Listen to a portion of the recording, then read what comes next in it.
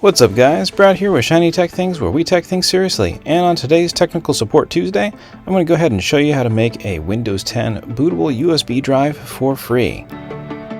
Now the first thing that we're going to do is going to go ahead and right click on the USB drive and click on Format. And now I'm going to go ahead and format it using FAT32, which is the default. Go ahead and click on OK. Now we search for Windows 10 Media Creation Tool on Google. Click on the link for Microsoft.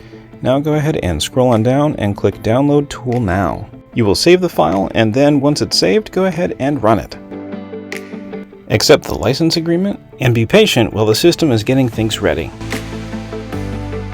Now you have the option of upgrading the current PC or creating USB media. Go ahead and click on Create Installation Media and hit Next. Now here, you can uncheck this box if you want to go ahead and click this drop down. You can actually select to have both 32 and 64-bit versions of Windows, but since most machines are 64-bit, we'll select that and hit Next. Then click on USB flash drive and Next again. Now we just hurry up and wait.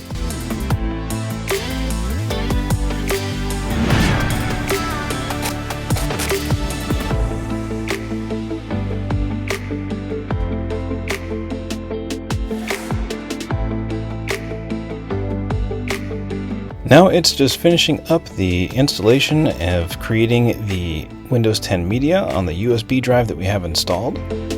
So we will be able to take this out and either upgrade the existing computer if we were running an older version of Windows 10 to the most current version, or use it on another computer to load up Windows from scratch if you need to.